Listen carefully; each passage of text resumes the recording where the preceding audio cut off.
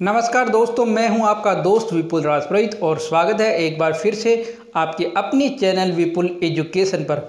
दोस्तों, हमारी संस्कृत के अंदर जो हमने वर्ण विचारों से प्रारंभ की थी कक्षाएं, आज हमारी कक्षा नंबर 8 है और आज हमारी चर्चा का विषय है यतन। आज हम यतनों पर चर्चा करेंगे। तो सबसे पहले मैं आपको बता दूं यतन क्या होता है। दोस्तों, वर्णों की उत्पत्ति में किए जाने वाले आंतरिक प्रयास को यत्न कहते हैं। आप इसको ध्यान में रखोगे। वर्णों की उत्पत्ति में किया जाने वाला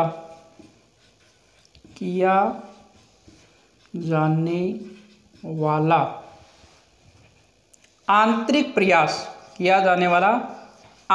प्रयास क्या कहलाता है दोस्तों? यतन कहलाता है। यानी वर्णों की उत्पत्ति में जो भी हम आंतरिक प्रयास करते हैं वो आंतरिक प्रयास क्या होता है दोस्तों? वो आंतरिक प्रयास आपके यतन होता है। अब बात नंबर 2 इसके अंदर ध्यान रखने वाली है। ये जो यतन है इनको सामान्य मनुष्य नहीं जान पाता है। ये सामान्य मनुष्य के जानकारी में नहीं आ पाते हैं, इसलिए इनको कहते हैं अनुभूति रहित प्रयास। अनुभूति रहित यानी सामान्य मनुष्य इनको अनुभव नहीं कर सकता, इसलिए दोस्तों इनको कहते हैं अनुभूति रहित। तीसरा पॉइंट इसके अंदर ये है कि जो योगी हैं, जो अलौकिक प्रयास के द्वारा इनको जान सकते हैं, वो कौन है? योगी। तो योगियों द्वारा इन्हें जाना जाता है। योगी जो है इनको अलौकिक प्रयास द्वारा जान सकते हैं। तो ये 3 हमारी यतन पर सामान्य चर्चा हुई। वर्णों की उत्पत्ति में किया जाने वाला आंतरिक प्रयास यतन। सामान्य मनुष्य इन्हें अनुभव नहीं कर सकता, इसलिए इन्हें अनुभूति रहित कहते हैं। और योगियों द्वारा इन्हें अनुभव किया जाता है। ये योगियों के द्वारा अलौकिक मार्ग से या अलौकिक प्रत्यक्ष के रूप से देखे जा सकते हैं। अब हम चर्चा करते हैं इनके प्रकारों पर। तो यतन के प्रकार देखें तो यतन दोस्तों कितने प्रकार का होता है? 2 प्रकार का होता है। आभ्यंतर यतन और आपके बाह्य यतन। आज हमारी चर्चा का विषय रहेगा आभ्यंतर यतन। यतन के दोनों प्रकार देख लो कौन कौन से हैं, आभ्यंतर यतन और बाह्य यतन। अब चर्चा करते हैं आभ्यंतर यतन पर। तो सबसे पहले ध्यान से सुनो। वर्णों की उत्पत्ति से पहले किया जाने वाला आंतरिक प्रयास आभ्यंतर यतन कहलाता है। वर्णों की उत्पत्ति से पहले किया जाने वाला आंतरिक प्रयास आभ्यंतर यतन कहलाता है। वर्णों की उत्पत्ति से पूर्व किया जाने वाला आंतरिक प्रयास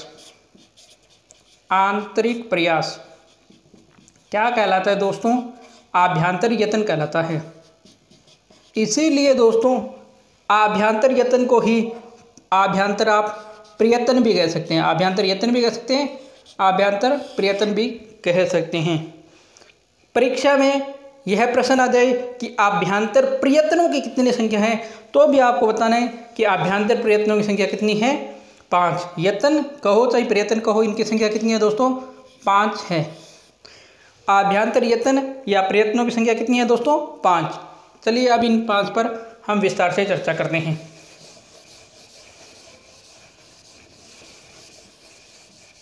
समझ में आ रहा है? अपने जो है सुझाव आप हमें कमेंट सेक्शन में लगातार देते रहिएगा, जिससे हमें जानकारी मिल सके कि आपको क्या दिक्कत हो रही है। कहीं पर भी कोई भी डाउट हो आप हमें कमेंट में ज़रूर लिखिएगा कीजिए, हमें उससे आपकी जो शंका है उसका हम समाधान करेंगे। अब देखो, आभ्यंतर यतन के 5 प्रकार में सबसे पहला है स्पृष्ट। कौन सा है? स्पृष्ट। दूसरा है ईषद सपृष्ट। इसको आप ईषद भी कह सकते हो और इसको ईषद भी कह सकते हो। ईषद सपृष्ट। फिर है ईषद विवृत। ईषद या ईषत विवृत। फिर है आपके दोस्तों विवृत, खाली विवृत, और फिर है दोस्तों आपके संवृत। ये 5 भेद हैं। अब आपको एक बात मैं आपको स्पष्ट कह दूं, यहाँ पर बहुत बार परीक्षाओं में प्रश्न पूछा भी जाता है और आ भी सकता है कि लघु सिद्धांत कौमुदी के अनुसार अभ्यंतर कितने हैं और व्याकरण सिद्धांत कौमुदी के अनुसार अभ्यंतर कितने हैं। तो पहले ये क्लियर करा देता हूँ, ये जो 5 प्रकार है दोस्तों, ये 5 प्रकार है लघु सिद्धांत कौमुदी के अनुसार। किसके अनुसार है? लघु सिद्धांत कौमुदी के अनुसार है ये 5 भेद। और अगर आप व्याकरण सिद्धांत कौमुदी की बात करोगे तो दोस्तों व्याकरण सिद्धांत कौमुदी जो है वो इसके अभ्यंतर प्रयत्न के आपके 4 भेद मानती है। व्याकरण सिद्धांत कौमुदी कितने भेद मानती है? 4। वो जो दोस्तों ईषद विवृत है इसको भेद नहीं मानती है। कौन? ये व्याकरण सिद्धांत कौमुदी ईषद विवृत को भेद नहीं मानती है, वो इसको सैपृष्ठ में शामिल करती है, इसका और सैपृष्ठ को एक समान मानती है। इसीलिए ये अगर लघु सिद्धांत कौमुदी में पूछे तो 5 करने हैं, व्याकरण सिद्धांत कौमुदी में पूछे तो 4 करने हैं। अब हम बात करते हैं एक एक की डिटेल से। इनके आगे लिखते जाऊँगा, आप समझते रहना किसका क्या है। तो सबसे पहले बात करते हैं स्पष्ट की। तो स्पष्ट होती हैं दोस्तों 25। कितने होते हैं? 25। पहले मैं आपको बता सकता था स्पष्ट जो वर्ण हैं वो 25 होते हैं। कौन कौन से? कु, चु, टू, तू, पु। कुचु टू तु पु, यानी कैवरग, चैवरग, टैवरग, तैवरग और पैवरग।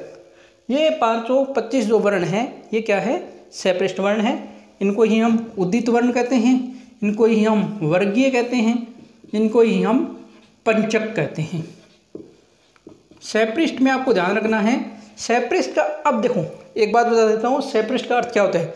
जब जीवा जिन स्वरों के, जिन व्यंजनों के उच्चारण में जीवा स्पर्श करती है किसी अंग से तो उसे कहते हैं सैपृष्ठ।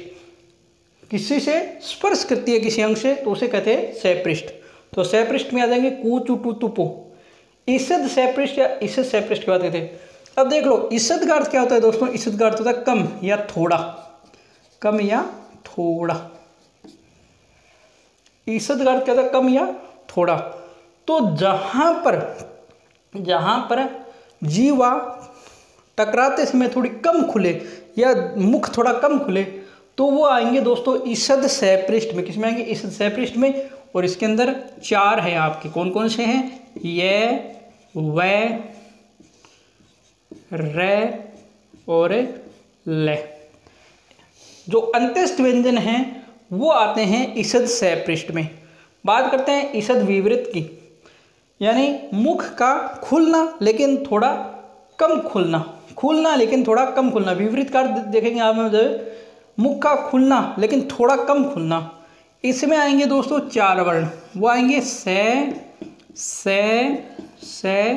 है। ऊष्म जो व्यंजन आते हैं वो ईषद विवृत में आते हैं। बात करते हैं विवृत की। मुख का ज़्यादा खुलना, मुख का ज़्यादा खुलना विवृत आता है। और विवृत में आएंगे दोस्तों स्वर। जितने भी 9 स्वर हैं आपके वो किस में आएंगे? विवृत में।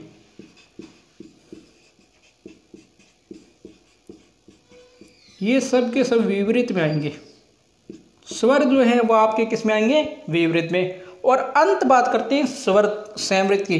दोस्तों संवृत में सिर्फ ए को शामिल किया जाता है। अब आप ये सोचोगे कि विवृत में भी ऐसा मिला है और इसमें भी ऐसा मिला है, तो इसको आपको ध्यान रखना है कि ये जो ए है अगर ये आपके लौकिक दिशा में या लौकिक प्रक्रिया में हो तब तो इसको शामिल करेंगे संवृत में। लौकिक प्रक्रिया में, लौकिक प्रक्रिया में। और व्याकरण की दृष्टि से हो तो इसको शामिल करेंगे संवृत में। व्याकरण की दृष्टि से यह संवृत में शामिल होता है। लौकिक प्रक्रिया में ये विवृत में और व्याकरण की दृष्टि से ये संवृत में शामिल होगा। बाकी जितने भी स्वर हैं वो सारे के सारे किस में शामिल होंगे? विवृत में, न कि संवृत में। अंतिम हम पॉइंट की चर्चा करते हैं अब आपको एक बात और ध्यान रखनी है, वो बात यह ध्यान रखनी है कि सवर्णता की दृष्टि से उच्चारण स्थान और आभ्यंतर यत्न दोनों माने जाते हैं। इसमें उच्चारण स्थान भी आते हैं, जब हम सवर्ण संज्ञा पढ़ेंगे तब चर्चा करूँगा इसकी। उच्चारण स्थान और आपके क्या आते हैं, आभ्यंतर यत्न इसमें शामिल होता है। लेकिन अगर सवर्णता की दृष्टि से उच्चारण स्थान और आभ्यंतर यत्न दोनों से प्रयास न हो तब हम शामिल करेंगे दोस्तों बाह्य यत्नों को। तब बाह्य यत्नों को शामिल किया जाता है और इसको कहा जाता है दोस्तों, जब बाह्य यत्नों की प्रक्रिया शामिल की जाती है इसको अंतरतम्य परीक्षा कहा जाता है। अंतरतम्य परीक्षा। तो एक बार पुनः आपके लिए मैं रिपीट कर देता हूँ, यत्न क्या है? वर्णों की उत्पत्ति से पहले किया जाने वाला प्रयास यत्न है। सामान्य मनुष्य से नहीं दे सकते, इसलिए इसे अनुभूति रहित कहते हैं। योगियों द्वारा अलौकिक मार्ग से इनको खोजा जाता है या देखा जाता है। दो इनके भेद होते हैं, आभ्यंतर यत्न, बाह्य यत्न। लघु सिद्धांत कौमुदी में 5 प्रकार है, व्याकरण सिद्धांत कौमुदी में 4 प्रकार हैं। आभ्यंतर यत्न के 5 प्रकार हैं, कौन कौन से? सपृष्ठ, कुचु टुतुपु इसमें शामिल होंगे, ईषद सपृष्ठ, यवरला शामिल होंगे, ईषद विवृत, से है शामिल होंगे, विवृत स्वर शामिल होंगे, संवृत ए शामिल होगा। ए अगर लौकिक प्रक्रिया हो तो संवृत में, और व्याकरण की दशा में हो तो लौकिक प्रक्रिया में हो तो विवृत में, व्याकरण की दशा में संवृत में। और हाँ, सवर्णता की दृष्टि से उच्चारण स्थान और आभ्यंतर यत्नों का प्रयोग किया जाता है। अगर इनके द्वारा सवर्ण न हो वर्ण तो बाह्य यत्नों का प्रयास किया जाता है और इनको अंतरतम्य परीक्षा कहा जाता है। तो दोस्तों यह थी हमारी आज की कक्षा। आपको हमारी ये कक्षा कैसी लगी? अगर आपको ये वीडियो पसंद आया तो इस वीडियो को आप लाइक करेंगे, दोस्तों के साथ शेयर करेंगे, कमेंट करके बताएंगे आपको कोई शंका या समाधान हो या आपका कोई सुझाव हो वो ज़रूर कमेंट कीजिए। चैनल को सब्सक्राइब नहीं किया है तो आप चैनल को सब्सक्राइब करें और फिर बेल आइकन को प्रेस करें। और बहुत बहुत धन्यवाद। जय हिंद, जय भारत। आप अपनी पढ़ाई जारी रखें और अपना और अपनों का ख्याल रखें।